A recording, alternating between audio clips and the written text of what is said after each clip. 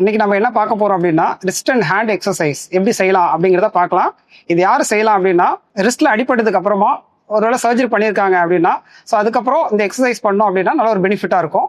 வாங்க இது எப்படி செய்யலாம் அப்படிங்கிறத பார்க்கலாம். ரிஸ்ட்டுக்கு எக்ஸசைஸ் எப்படி செய்யலாங்கிறத பார்க்கலாம். ஸோ ரிஸ்ட்டுக்கு இந்த பக்கம் உள்ள பகுதியை நல்லா ஃபிக்ஸ் பண்ணிக்கணும். ஸோ இப்போ ரிஸ்ட்டு உள்பக்கமாக மெதுவாக வளைக்கணும். மறுபடியும் வெளிப்பக்கமாக ரிஸ்ட்டு நல்லா வளைக்கணும். உள்பக்கம் வெளிப்பக்கம் இது மாதிரி 10 தடவை செஞ்சு பார்க்கணும்.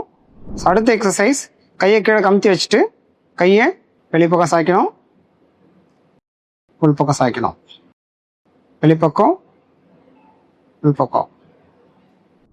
கையை ரெண்டும் சாமி கும்பிட்ற பொசிஷனில் வச்சுட்டு கையை இந்த பக்கமும் இந்த பக்கமும் நல்லா இன்னொரு கை சப்போர்ட்டில் இது மாதிரி 10 தடவை செய்யணும். அடுத்ததாக ரெஸ்ட் எக்ஸசைஸ் எப்படி செய்யலாங்கிறத பார்க்கலாம்.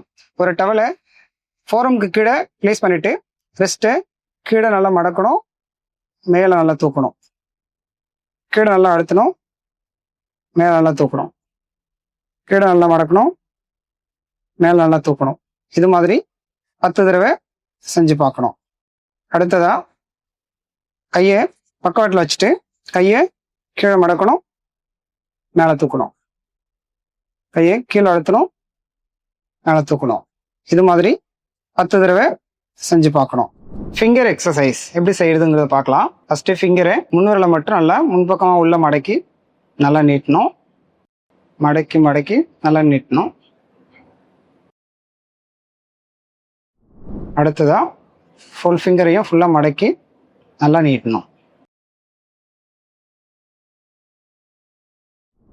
அடுத்ததாக கட்டை விரல் உள்ளே கொண்டு வரணும், நல்லா வெளியே கொண்டு போகணும், உள்ளே கொண்டு வரணும், வெளியே கொண்டு போகணும்.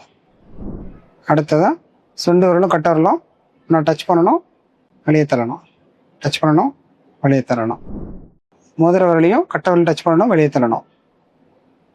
இந்த மாதிரி எல்லா விரலையும் தொட்டு நீட்டி பார்க்கணும். எல்லா எக்ஸசைஸும் 10 தடவை செஞ்சு பார்க்கணும்.